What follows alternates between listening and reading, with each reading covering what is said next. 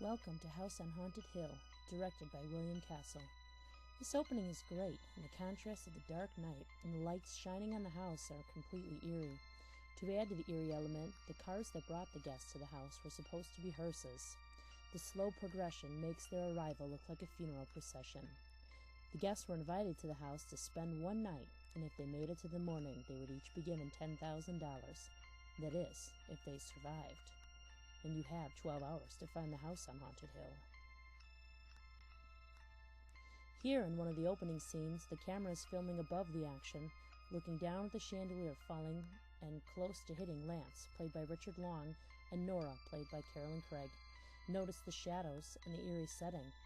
And still, the camera is pointing upward angle and looking at Frederick Lauren, played by Vincent Price. Unbeknownst to his guests, he's watching what's going on below. Here the guests are taking a tour of the home reported to be haunted by the ghosts of murdered individuals related to the home's owner, Mr. Pritchard, played by Elisha Cook Jr. Going to the cellar, it is dark, and the shadows of the guests are played on the wall by a weak lighting. It makes going to the cellar seem quite creepy. The close-up of a severed head, shattered against the wall and lit by lighting which seems to come from below, makes for an interesting and gruesome discovery by Lance in a bedroom closet. Is this one of the missing heads of Mr. Pritchard's family members? This is great use of the acid vat in the cellar.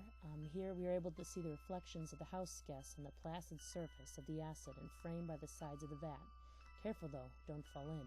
It won't be a pleasant experience. This is a great silhouette shot as Lance and Nora enter a dark cellar room to investigate how he could have been hit in the head. This is great use of light and shadow in the still, as well as the following as Nora watches the lights go out individually in the cellar. Panic is building, and the shadows build the suspense for us. Who's there in the darkness?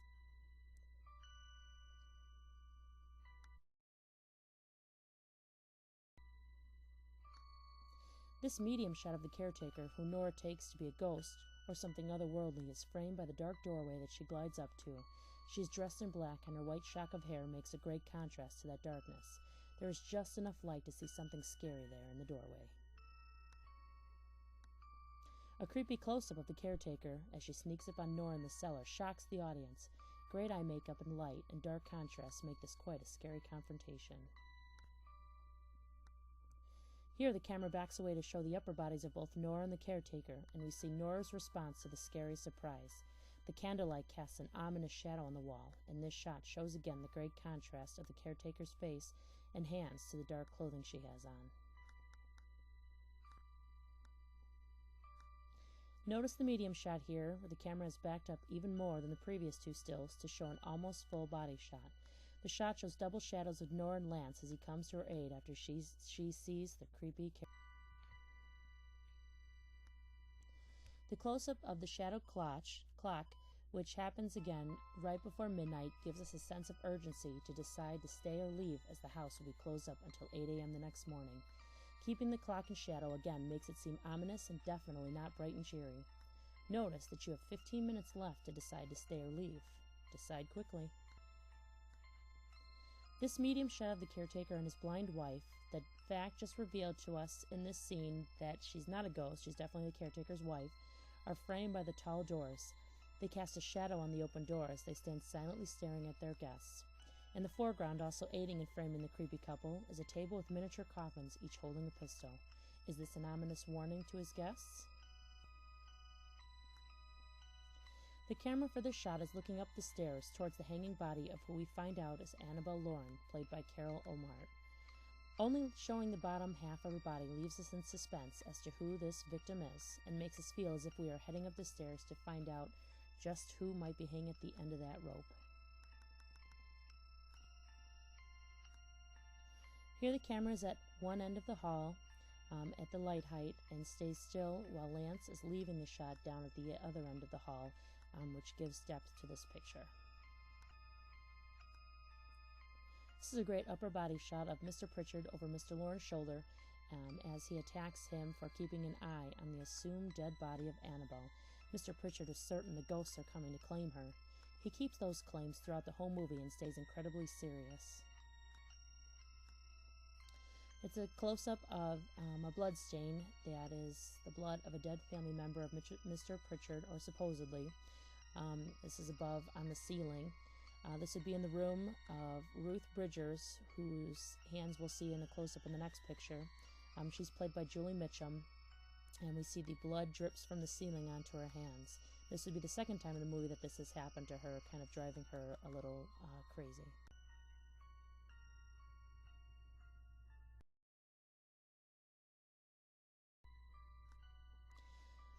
This is Lance here. He's convinced there's a secret passageway at the end of a hallway.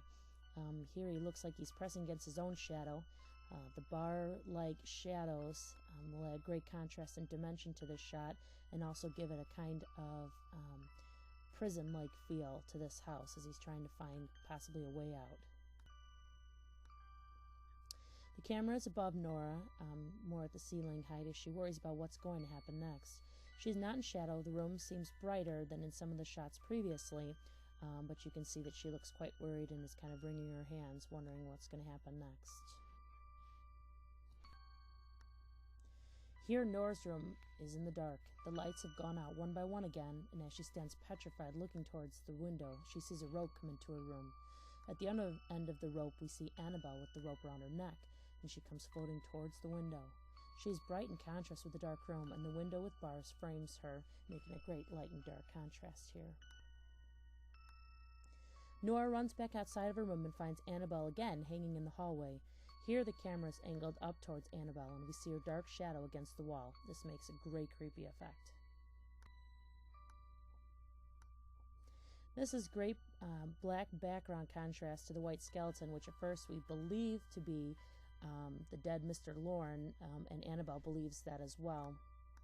We hear his voice talking to Annabelle, and all along Annabelle and Dr. Trent, who was another house guest, were planning to murder Mr. Lorne for his money. They had planned to drive Nora crazy and to shoot Mr. Lorne, but their plan didn't work. It ended up backfiring on them and led to their demise. Here is a more extreme close-up of Annabelle's face. This is in shadow contrast. She is really starting to feel worried, and she believes that Mr. Lorne, who's her husband, has come back to get her for trying to kill him.